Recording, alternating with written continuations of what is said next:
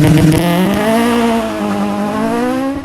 guys, it's Remy at RES Engineer Tech, or Reset, previously known as Reaper CM5 for my Honda Accord build, so shout out to all the people following that. Decided to change the page up a bit since I'll be making custom parts for various chassis going into the future. Already have some in the works, not just for the Honda Accord. Today I'll be showing how to install one of those parts though, that's going into production.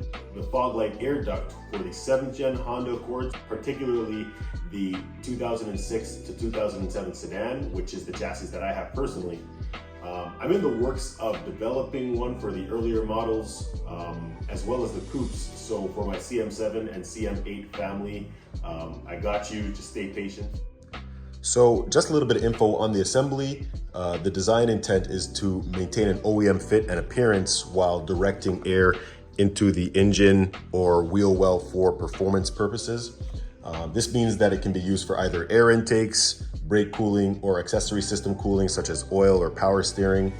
The design went through multiple iterations and simulations with the goal of achieving accelerated and uniform airflow at the outlet while maintaining an OEM appearance. If you couldn't tell already, I do like sleeper builds. This is how the OEM fog light cover looks in comparison to the RES fog light intake duct. You can see it doesn't really stand out too much from a distance. Yeah, let's get into the installation. Before you install this part or assembly on the car, there are a few prerequisites which you need to complete before you can install it. One of them, of course, is having the bumper off of the car, just so you can access the rear of the bumper easier. Gives you more space to install the outlet of the duct. Next is for the driver's side of the car. If you're installing a duct on the driver's side, you'll need to have the original air intake resonator removed from the car, as this will interfere on the driver's side.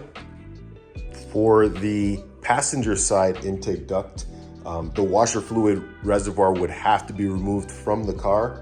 I am in the works of making a custom washer fluid reservoir kit so that this doesn't, if you want to maintain that OEM functionality, that can be reserved while still using this assembly. Otherwise, the washer fluid reservoir, the OEM one, will have to be removed from the car. Now, each assembly kit will have its associated hardware and tools included with it. So you don't need to buy any extra tools. Really, it's just a 1.5 millimeter Allen key, as well as some locking collars to hold things in place. Before installing this part, you'll need to remove the original fog light cover, which is just press fit into the bumper. When you have the bumper off of the car, all you really need to do is push this out and it will fall on the floor, just as you have seen here. I will note once again that this part or kit comes in an assembly of 2 pieces. One of them goes in the front of the bumper and the other goes in the rear of the bumper. Pause. So this front piece gets pressed into the front of the bumper. I will note from now that just watch carefully these plastic studs that go here and here. These are for alignment, but also for the locking collars to sit on to hold the assembly together. As this gets pressed in, everything should line up, but just be careful as you push it in not to damage anything. That it slides in just like that. So as you press everything in, just make sure it fits snugly. And as I said, just make sure everything aligns okay so that you do not break anything. Once again, just be gentle as you line things up, adjust them in. The tolerances are pretty close, so you don't want to bend or break anything. See, everything lines up right there. So just for reference on how close the tolerance is, when you're aligning them, you want everything to be as square as possible. Remember, this is 2 sides of the bumper, so this is on the front of the bumper, this is on the rear of the bumper, and you want them to line up really square with each other before you push them in. If you separate them and one side comes out too far ahead of the other, you might snap some of the plastic tabs.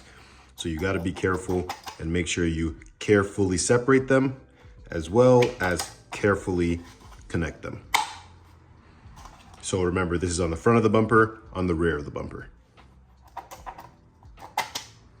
So now with everything lined up and pressed in place, we have the Ziploc bag here, which has a bunch of locking collars in it, as well as the 1.5 millimeter Allen key. And with that, we can place the locking collars on the studs from the front piece. Just don't lose any of these small pieces. As you can see, the locking collar will slide in right there. Inside the locking collar is a tiny set screw that will be used to tighten and secure everything in place. Just make sure it is facing outwards, the set screw, let it face outwards. If it needs to be loosened a little bit just to allow the locking collar to slide, you can do that. There you go. So 4 locking collars for each assembly. Or each side assembly, I should say. So once those are secure in place, just tighten the locking collars. Sorry, sometimes it requires 2 hands, not 1. Don't tighten them too much. Don't want to break the plastic tab. Just needs to be tightened until it feels like it's snug. And that should hold everything in place.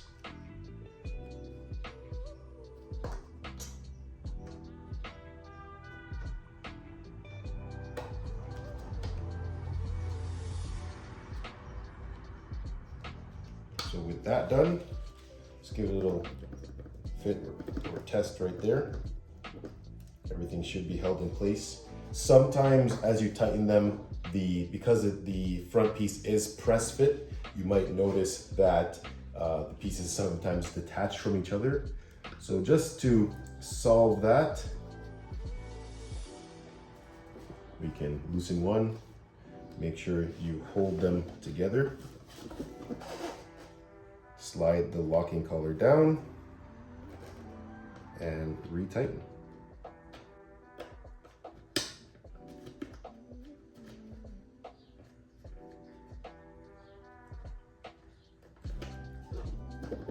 There you go.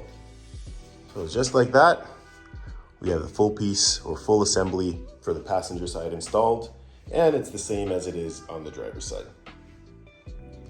Didn't show it close in the last clip, but if you see, when I wiggle the assembly here, it moves the whole bumper, so that's secure.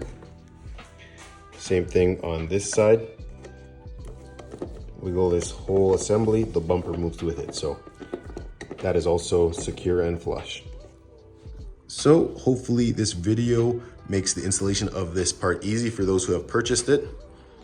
Hope it serves its purpose for whatever application you guys have your cars in.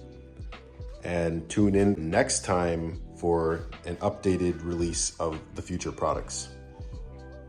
Take care, guys.